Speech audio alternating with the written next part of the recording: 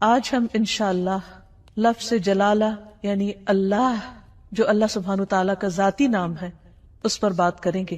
قرآن مجید میں اللہ سبحانہ تعالیٰ نے اپنا تعارف خود اللہ کے نام کے ساتھ کروایا ہے، اور اس کے لیے اس کا بہترین تعارف آیت الکرسی میں ہوا ہے۔ اللہ لا الہ الا ہو الحی القیوم لا تأخذہ سنۃ ولا نوم لہ ما فی السماوات وما فی الارض من ذا الذی یشفع عنده الا بإذنہ یعلم ما بین ایدیہم وما خلفہم ولا يحيطون بشيء من علمه إلا بما شاء وسع كرسيه السماوات والأرض ولا يؤوده حفظهما وهو العلي العظيم۔ اللہ وہ ہے کہ اس کے سوا کوئی معبود نہیں، زندہ ہے، ہر چیز کو قائم رکھنے والا ہے، نہ اسے اونگ آتی ہے اور نہ نیند، جو کچھ بھی آسمانوں اور زمین میں ہے اسی کا ہے۔ کون ہے جو اس کے پاس اس کی اجازت کے بغیر سفارش کرے؟ وہ جانتا ہے جو کچھ ان کے سامنے ہے اور جو ان کے پیچھے ہے، اور وہ اس کے علم میں سے کسی چیز کا احاطہ نہیں کر سکتے مگر جتنا وہ خود چاہے۔ اس کی کرسی آسمان و زمین پر چھائی ہوئی ہے اور اسے ان دونوں کی حفاظت نہیں تھکاتی۔ وہ سب سے بلند اور سب سے بڑا ہے۔ یہ ہے اللہ رب العالمین۔ لفظ اللہ سبحانہ تعالیٰ کا ذاتی نام صرف اللہ ہی کے لیے مخصوص ہے۔ پوری کائنات میں اللہ کے نام سے سوائے اس کے کوئی بھی نہیں جانا جاتا، کسی اور کا یہ نام ہے ہی نہیں۔ هل تعلم له سمیہ؟ نہیں، یہ نام ایک انتہائی خوبصورت نام ہے۔ اگر اس کی تحریر پر آپ غور کریں تو اس کے ساری شیپ اوپر کو اٹھتی ہوئی جاتی، جو اپنی تحریر کے اعتبار سے بھی اللہ سبحانہ تعالیٰ کی عظمت اور بلندی پر دلیل ہے۔ اس کو اسم الجلالہ، اللہ کا عزت والا نام، بلند نام، جلیل القدر نام، جو اسماء حسنہ میں سے سب سے عظیم اور اعلیٰ ہے، صرف اسی کا ہے۔ اس کے لغوی معنی کیا ہے؟ اس کا مطلب کیا ہے؟ اس کی اصل الالہ ہے، لیکن باقی اسماء کے ساتھ جب ال لگتا ہے تو الگ پڑھا جاتا ہے۔ لیکن سبحان اللہ سبحانہ تعالیٰ کے اس نام میں ال اس کا حصہ بن چکا ہے، یعنی اللہ بجائے اس کے کہ ہم کہیں الالہ، وہ خاص الہ، کیا کہا جاتا ہے؟ اللہ۔ عربی لغت میں یہ لفظ 4 معنوں میں استعمال ہوتا ہے۔ نمبر 1 المعبود، یعنی اللہ کون ہے؟ وہ جو معبود ہے، خاص الہ ہے جس کی عبادت کی جاتی ہے۔ نمبر 2 الملجا، جس کی پناہ لی جاتی، خوف میں، غم میں، پریشانیوں میں، جس کی طرف رجوع کیا جاتا ہے، جو پناہ گاہ ہے۔ نمبر 3 المفزوع الیہ، یعنی گھبراہٹ میں جس کی مدد حاصل کی جاتی ہے۔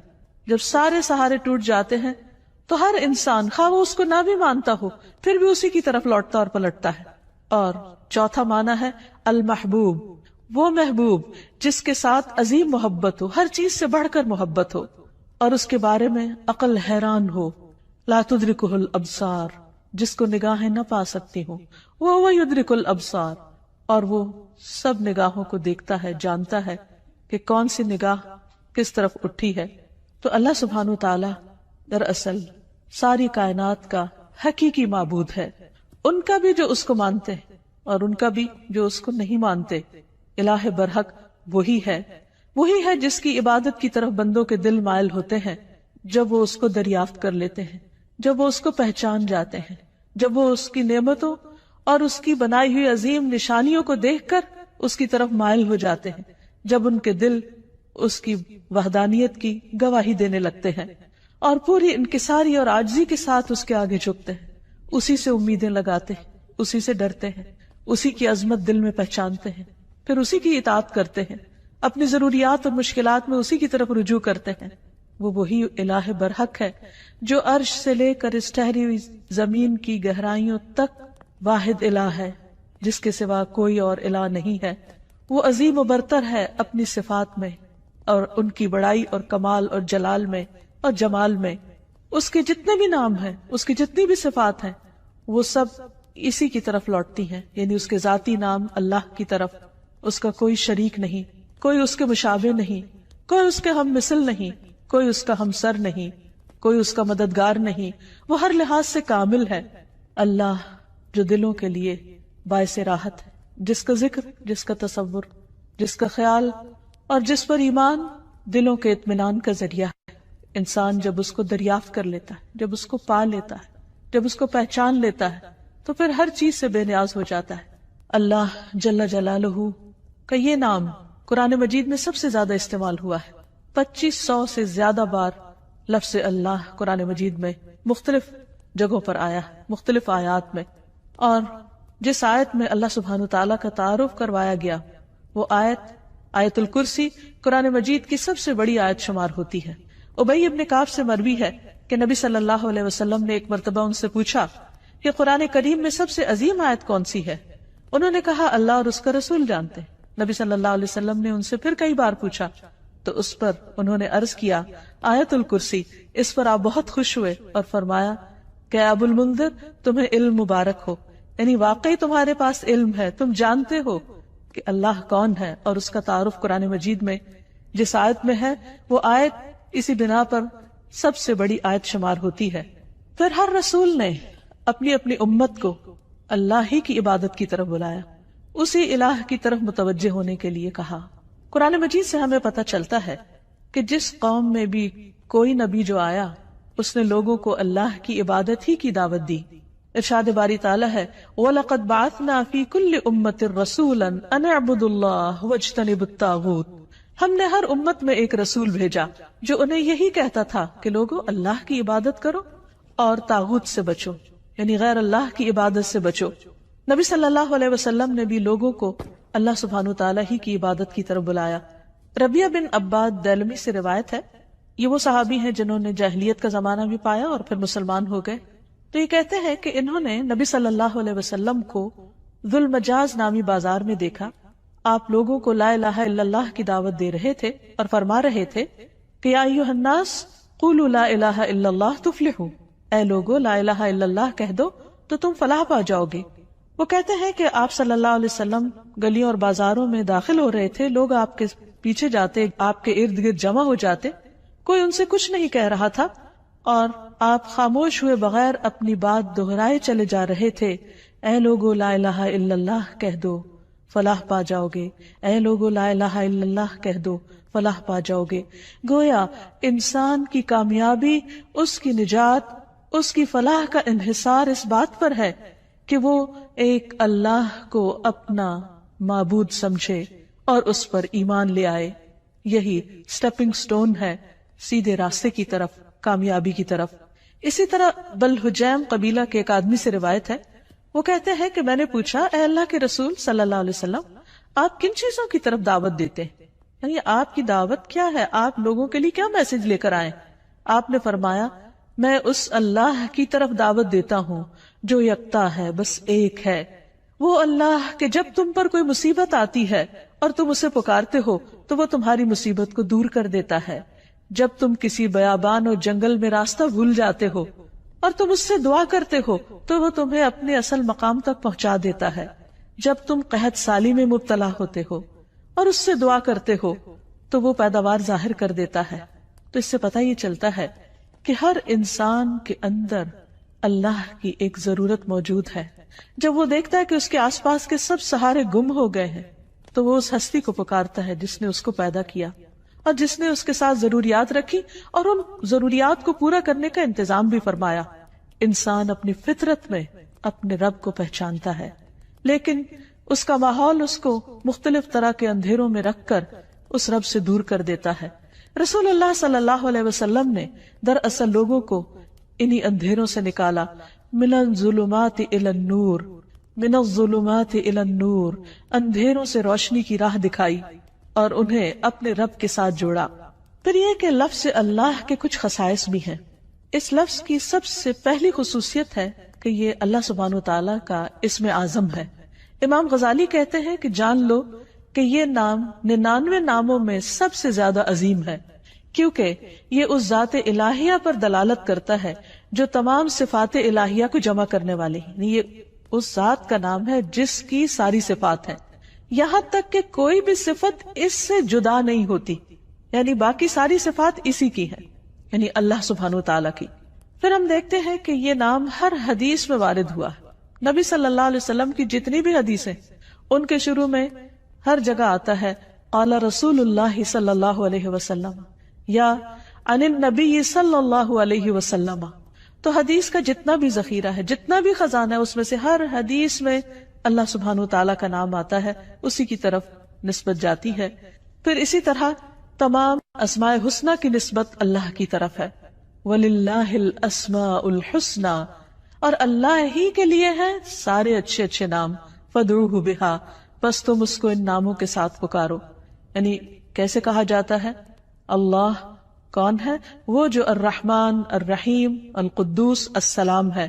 یعنی یہ سب اللہ کے نام ہیں. یہ نہیں کہا جاتا کہ اللہ الرحمن کا نام ہے یا اللہ العزیز کا نام ہے. نہیں، العزیز اور الرحمن دراصل اللہ سبحانہ وتعالیٰ کے نام ہیں یا اس کی صفات ہیں.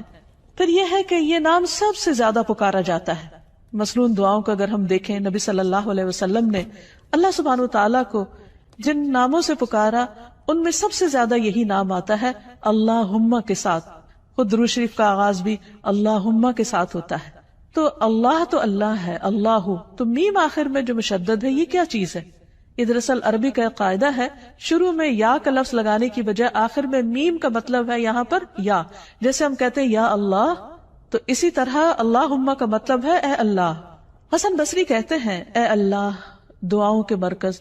جب مانگنے والا کہتا ہے یا اللہ میں تجھ سے سوال کرتا ہوں، گویا وہ یہ کہتا ہے کہ میں اس اللہ سے دعا کرتا ہوں جس کے سب اچھے اچھے نام ہیں اور جس کے بلند نام اور بلند صفات ہیں. پھر یہ بھی یاد رکھیے کہ مخلوق میں سے کسی کے اندر آج تک جرت نہیں ہوئی کہ وہ اپنا یا کسی اور کا نام اللہ رکھ دے. اللہ سبحانہ وتعالیٰ نے سب کی زبانیں پکڑ رکھی کہ یہ نام اس کے سوا کوئی اور رکھ ہی نہیں سکتا، یہ صرف اسی کی خصوصیت ہے. اور پھر یہ کہ تمام امتیں اس نام سے متعارف ہیں، کوئی اس نام کا انکار نہیں کرتی. پھر اسی طرح ہم دیکھتے ہیں کہ ہماری نماز کے ہر ایکشن میں یہ نام لیا جاتا ہے. مثلا نماز کا آغاز ہوتا ہے تکبیر تحریمہ سے. آغاز میں پہلا لفظ ہی کیا ہے؟ اللہ اکبر، اللہ سب سے بڑا ہے.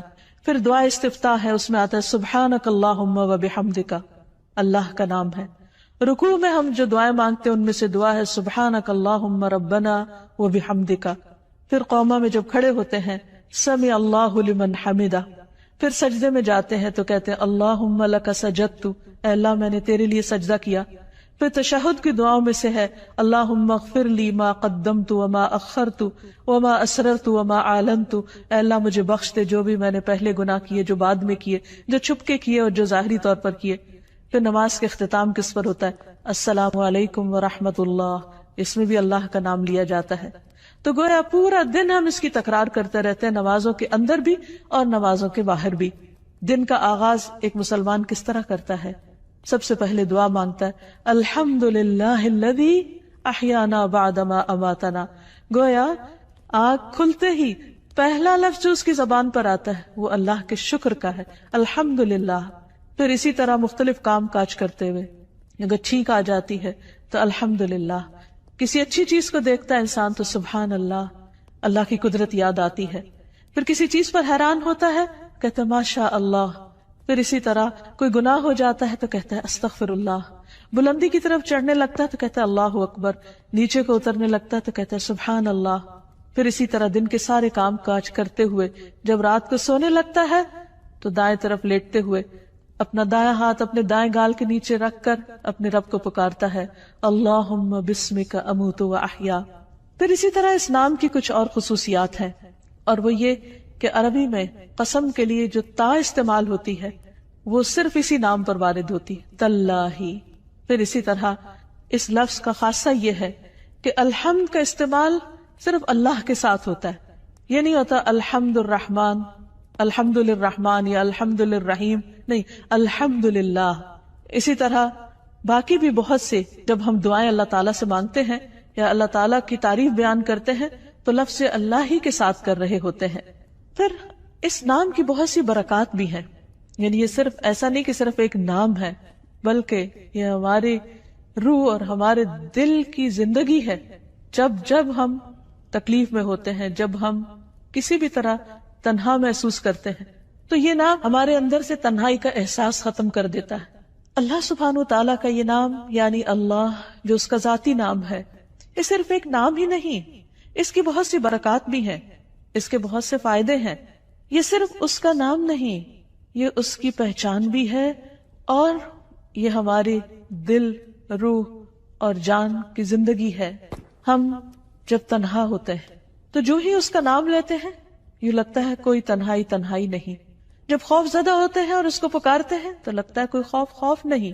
ایک دم دلوں کو قرار آ جاتا ہے، تسکین مل جاتی ہے. اگر انسان تکلیف کے وقت بسم اللہ کہتا ہے تو اس کی تکلیف دور ہو جاتی ہے. حضرت جابر کہتے ہیں کہ جب غزوہ احد میں طلحہ رضی اللہ عنہ کی انگلی کٹی تو انہوں نے سی کہا، جیسے عام طور پر ہمارا ریاکشن ہوتا ہے. تو رسول اللہ صلی اللہ علیہ وسلم نے فرمایا اگر تم اس وقت بسم اللہ کہتے، یعنی سی کرنے کی بجائے اللہ کے نام کو یاد کرتے، تو فرشتے تمہیں اٹھا لیتے اس حال میں کہ لوگ تمہیں دیکھ رہے ہوتے. یعنی اتنی قوت ہے اس نام کے اندر. پھر اسی طرح ہم ہر کام کے شروع میں بھی بسم اللہ پڑھتے ہیں اور اس سے اس کام میں برکت ہو جاتی. مثلا کھانا کھاتے وقت اگر کھانا بسم اللہ سے شروع کیا جائے تو اس کھانے میں برکت ہو جاتی. حضرت عائشہ سے روایت ہے کہ ایک مرتبہ نبی صلی اللہ علیہ وسلم اپنے 6 صحابہ کے ساتھ بیٹھ کر کھانا کھا رہے تھے کہ ایک دیہاتی اچانک آیا اور اس نے بسم اللہ پڑھے بغیر کھانا شروع کیا اور 2 لقموں میں سارا کھانا سمیٹ گیا. تو آپ صلی اللہ علیہ وسلم نے فرمایا اگر یہ بسم اللہ پڑھ لیتا تو تم سب کو یہ کھانا کفایت کر جاتا. یعنی اگر بسم اللہ سے یہ آغاز کرتا تو 6 میں اگر 7واں بھی شامل ہو جاتا تو سب کی بھوک دور ہو جاتی. اور اس موقع پر آپ نے یہ تعلیم دی کہ جب تم میں سے کوئی شخص کھانا کھائے تو اسے اس پر بسم اللہ پڑھ لینی چاہیے، اور اگر وہ شروع میں بسم اللہ بھول جائے تو یاد آنے پر بسم اللہ ہی اولہ و آخرہ پڑھ لیا کرے. وحشی بن حرب اپنے والد سے اور وہ ان کے دادا سے روایت کرتے ہیں کہ ایک مرتبہ ایک شخص نے کہا کہ ہم کھانا تو کھاتے ہیں لیکن ہماری بھوک ختم نہیں ہوتی. آپ نے فرمایا شاید تم الگ الگ کھاتے ہو تو تم اکٹھے ہو کر کھایا کرو، مل کر کھایا کرو، اور کھانے کے وقت بسم اللہ پڑھ لیا کرو. اس طرح اللہ تعالیٰ تمہارے کھانے میں برکت ڈال دے گا. پھر اسی طرح بسم اللہ پڑھنا شیاطین کو دور کر دیتا ہے، شیطان سے محفوظ کر دیتا ہے. حضرت انس کہتے ہیں کہ رسول اللہ صلی اللہ علیہ وسلم نے فرمایا جنوں کی آنکھوں اور انسانوں کی شرمگاہوں کا پردہ یہ ہے کہ جب کوئی اپنے کپڑے اتارے، یعنی جسے نہانے وغیرہ کے لیے، تو بسم اللہ پڑھ لے. یعنی اس وقت بھی اگر اللہ کا نام لے تو ہر ایک سے وہ محفوظ ہو جائے گا. یعنی ویسے تو لباس اتار دے انسان تو اس کا ستر کھل جاتا ہے، لیکن اگر بسم اللہ پڑھتا ہے تو وہ مخلوق جو اس وقت وہاں ہو سکتی ہے موجود، اس سے بھی اس کا ستر ہو جاتا ہے. پھر اسی طرح نبی صلی اللہ علیہ وسلم کا طریقہ یہ تھا کہ رات کو جب سونے لگتے تو اپنا بستر جھاڑتے وقت بھی بسم اللہ پڑھا کرتے تھے. ابو ہریرہ کہتے ہیں کہ رسول اللہ صلی اللہ علیہ وسلم نے فرمایا جب تم میں سے کوئی اپنے بستر پر جائے تو اپنے تہبند کے پلو سے، یعنی اس کا ایک کونا پکڑے اور اس سے اپنے بستر کو جھاڑے اور ساتھ بسم اللہ پڑھے، کیونکہ وہ نہیں جانتا کہ کون اس کے بعد اس کے بستر پر آیا. ہو سکتا ہے کوئی ایذا دینے والا، تکلیف دینے والا کیڑا مکوڑا ہو. تو جب اللہ کا نام لیا جائے گا تو کوئی چیز اس کو رات سوتے وقت نقصان نہیں دے گی. لیکن اس کے برعکس جب کوئی شخص اللہ کا نام نہیں لیتا تو پھر وہ کئی قسم کے نقصان اٹھا سکتا ہے. مثلا کھانے میں اگر بسم اللہ نہیں پڑھی تو وہ چیز شیطان کا رزق بن سکتی. ابن عباس کہتے ہیں رسول اللہ صلی اللہ علیہ وسلم نے فرمایا کہ ابلیس نے کہا اے رب تو نے اپنے ساری مخلوق کا رزق واضح طور پر بتا دیا ہے، تو میرا رزق کہاں ہے، میں کیا کھاؤں گا؟ فرمایا ہر وہ چیز جس پر میرا نام نہ لیا جائے وہ تمہارا رزق ہے. تو اس سے آپ اندازہ لگائیے کہ ہم جب کھانے پر اللہ کا نام نہیں پڑھتے تو یہ معمولی سی بات نہیں ہے، ہم دراصل اپنا ہی کھانا اپنے دشمن کو کھلا رہے ہوتے ہیں. پھر اسی طرح جب انسان گھر میں داخل ہوتا ہے تو گھر میں داخل ہوتے وقت اگر اللہ کا نام نہیں لیتا اور کھانا کھاتے وقت اللہ کا نام نہیں لیتا تو شیطان کہتا ہے کہ آج اس گھر میں تمہارے لیے کھانا بھی ہے اور رات گزارنے کی جگہ بھی ہے. لیکن اگر بسم اللہ پڑھتا ہے انسان تو وہ کہتا ہے کہ آج اس گھر میں نہ کھانا ہے اور نہ تمہاری رات گزارنے کی جگہ ہے. پھر اسی طرح جس مجلس میں اللہ کا نام نہ لیا جائے وہ مجلس قیامت کے دن انسان کے لیے حسرت کا باعث بنے گی. رسول اللہ صلی اللہ علیہ وسلم نے فرمایا جو لوگ کسی جگہ پر مجلس کریں لیکن اس میں اللہ کا ذکر نہ کریں وہ ان کے لیے قیامت کے دن حسرت کا باعث ہوگی. اور جو آدمی کسی راستے پر چلتے ہوئے اللہ کا ذکر نہ کرے وہ چلنا بھی قیامت کے دن اس کے لیے حسرت کا باعث ہوگا. جو آدمی اپنے بستر پر آئے لیکن اللہ کا نام نہ لے وہ اس بستر پر آنا بھی اس کے لیے باعث حسرت ہوگا. یعنی زندگی میں کوئی بھی کام کاج کرتے وقت جب اس کام کاج میں اللہ کا ذکر نہیں ہوتا، اللہ کی یاد نہیں ہوتی، اللہ کا نام نہیں ہوتا تو قیامت کے دن ایسے سارے اعمال انسان کے لیے حسرت و یاس کا ذریعہ بن جائیں گے. کیونکہ جس کام کو انسان بسم اللہ پڑھ کر شروع کرتا ہے وہ کام اس کے لیے عبادت ہو جاتا ہے. کھانا کھانا بظاہر صرف دنیا کا ایک کام ہے، یعنی دنیاوی کام ہے، بظاہر دیکھنے میں کوئی عبادت نہیں ہے، لیکن صرف بسم اللہ پڑھ کر جب آغاز کرتا ہے انسان تو وہ سارا کھانے کا عمل اس کے لیے عبادت بن جاتا ہے. اللہ کا نام لے کر انسان اپنے بستر میں جاتا ہے تو وہ سونا عبادت بن جاتا ہے. وہ واک کر رہا ہے، اللہ کا ذکر کر رہا ہے، گھر سے نکلتا ہے بسم اللہ توکلت علی اللہ پڑھتا ہے، وہ گھر سے نکلنا اس کے لیے عبادت بن جاتا ہے اور اس کو شیاطین کے شر اور دیگر شر سے محفوظ رکھنے کا ذریعہ بن جاتا ہے. اللہ سبحانہ وتعالی نے مختلف چیزوں کے ساتھ اپنے اس نام کو رکھ کر انہیں شرف اور عزت بھی بخشا ہے. مثلا بیت اللہ، اللہ کا گھر، یہ نہیں کہ اللہ تعالیٰ وہاں رہتے ہیں، لیکن اس گھر کو عزت اور شرف بخشی اپنے نام کی طرف نسبت دے کر. پھر اسی طرح آپ نے فرمایا نبی صلی اللہ علیہ وسلم نے کہ 3 لوگ اللہ کے وفد ہیں، یعنی اللہ تعالیٰ ان کو اپنا وفد کہتے ہیں، اپنا ڈیلیگیشن. غازی، حج کرنے والا اور عمرہ کرنے والا، ان کو بھی اللہ سبحانہ تعالیٰ نے عزت اور شرف بخشی اپنے نام کے ساتھ. پھر اسی طرح کچھ لوگوں کو اللہ تعالیٰ نے اہل اللہ کہا ہے، یعنی اللہ کے اہل. انس رضی اللہ عنہ سے مروی ہے کہ رسول اللہ صلی اللہ علیہ وسلم نے فرمایا لوگوں میں سے کچھ اہل اللہ ہوتے ہیں. آپ نے پوچھا اہل اللہ کون لوگ ہوتے ہیں؟ فرمایا اہل قرآن. اہل قرآن ہی اہل اللہ اور اس کے خاص لوگ ہیں، یعنی قرآن پڑھنے والوں کو اللہ سبحانہ تعالیٰ نے عزت اور شرف بخشی. پھر اسی طرح مساجد اللہ قرآن مجید میں آتا ہے، اللہ کی مسجدیں. پھر کچھ لوگوں کو اللہ کے پڑوسی کہا گیا. رسول اللہ صلی اللہ علیہ وسلم نے فرمایا اللہ تعالیٰ قیامت کے دن اعلان کریں گے میرے پڑوسی کہاں ہیں، میرے پڑوسی کہاں ہیں. فرشتے پوچھیں گے اے رب کسے زیب دیتا ہے کہ وہ تیرے پڑوس میں آئے، تیرا پڑوسی بنے. اللہ تعالیٰ فرمائے گا مساجد کو آباد کرنے والے کہاں ہیں، یعنی مسجد کو اللہ نے اپنا گھر کہا اور مسجد کی خدمت کرنے والے کو اپنا پڑوسی کہا. پھر اسی طرح جو لوگ اللہ کے دین کی خدمت کریں، اس کی مدد کریں، ان کو اللہ تعالیٰ نے انصار اللہ کہا اور اس کے لیے دعوت عام بھی دی. یا ایھا الذین آمنوا کونوا انصار اللہ، اے لوگو جو ایمان لائے ہو اللہ کے مددگار بن جاؤ.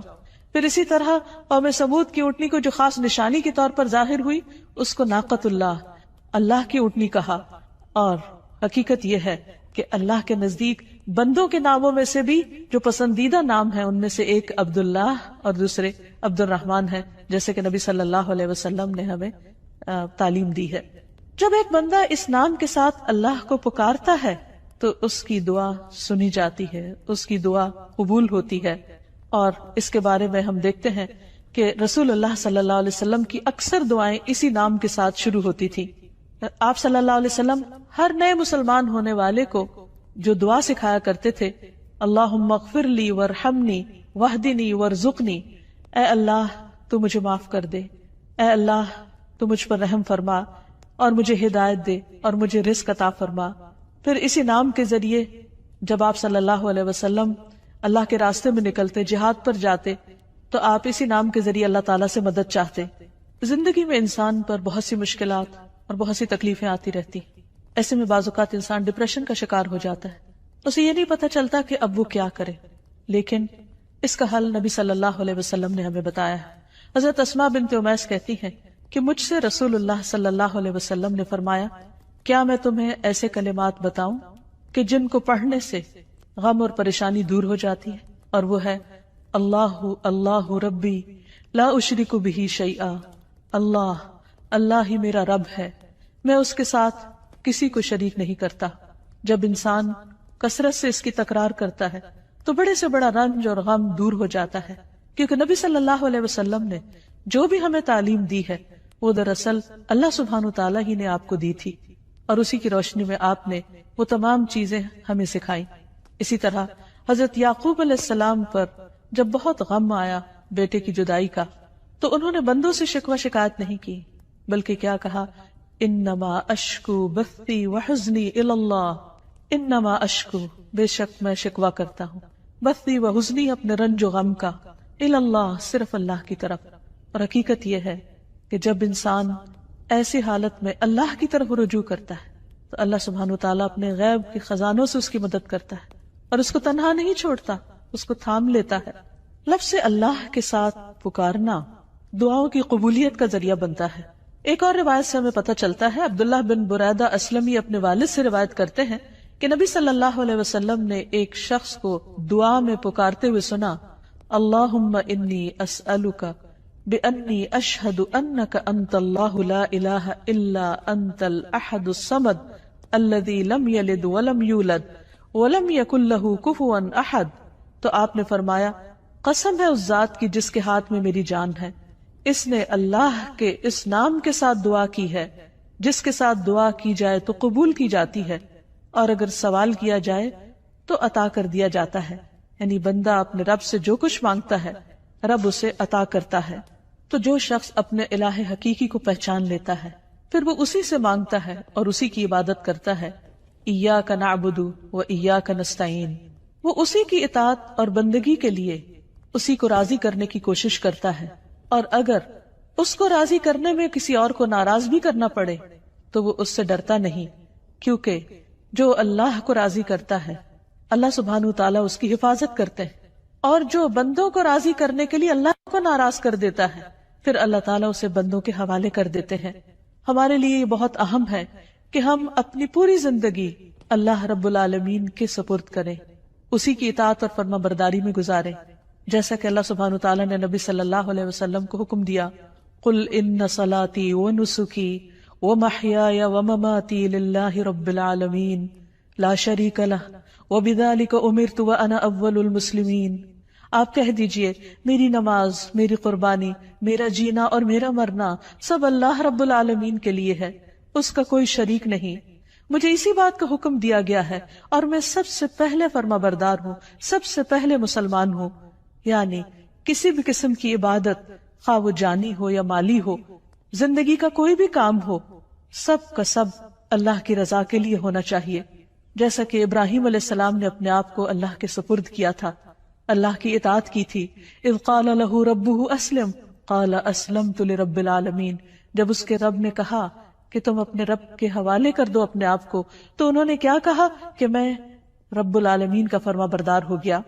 ایسا ہی دین دراصل اللہ کا مطلوب دین ہے کہ بندہ اپنے آپ کو اللہ کے حوالے کرے، اسی کا فرما بردار بن جائے، اسی کا اطاعت گزار بن جائے. ارشاد باری تعالیٰ ہے وَمَنْ أَحْسَنُ دِينًا، اس سے اچھا دین کس کا ہو سکتا ہے، ممن اسلم وجہہ للہ، جس نے اپنا آپ اللہ کے حوالے کر دیا، اپنا چہرہ اللہ کے لیے تابع کر دیا، اس کے آگے جھک گیا، اس کی بات کے آگے، اس کے حکم کے آگے. وَهُوَ مُحْسِنٌ، اور وہ محسن بھی ہے، ہر کام کو بہت اچھی طرح کرنے والا ہے. وَاتَّبَعَ مِلَّةَ إِبْرَاهِيمَ حَنِيفًا، اور اس نے ملت ابراہیم کی پیروی کی. وَاتَّخَذَ اللَّهُ إِبْرَاهِيمَ خَلِيلًا، اور اللہ نے ابراہیم کو اپنا دوست بنا لیا. تو جو شخص اللہ کی اطاعت اور فرما برداری کرتا ہے وہ اللہ کا خاص بندہ بن جاتا ہے، اور جو اللہ کا خاص بندہ ہوتا ہے وہ دنیا میں سب سے زیادہ خوش قسمت ہوتا ہے، کیونکہ اسے دنیا کے کسی بڑے کا فیور نہیں، اللہ کا فیور اور اللہ سبحانہ تعالیٰ کی رحمت اور بخشش اور عنایت اور رضا اس کو حاصل ہو جاتی ہے. اور اس سے بڑی کیا چیز ہو سکتی ہے اس شخص کے لیے جو اللہ کو اپنا رب مانتا ہو. اسی لیے ایسا بندہ جب رات کو سونے لگتا ہے تو اپنا سب کچھ اللہ کے سپرد کر دیتا ہے، اور یوں اللہ سبحانہ تعالیٰ کے آگے عاجزی اور فریاد کرتا ہے، اللہم اسلمت نفسی الیک ووجہت وجہی الیک وفوضت امری الیک والجأت ظہری الیک رغبتا ورہبتا الیک لا ملجا ولا منجا منک الا الیک آمنت بکتابک الذی انزلت وبنبیک الذی ارسلت. اے اللہ، میں نے اپنی جان تیرے سپرد کی، اپنا چہرہ تیری طرف کر لیا، اپنا معاملہ تیرے سپرد کر دیا، جتنے بھی پریشانیاں غم اور ہم ہیں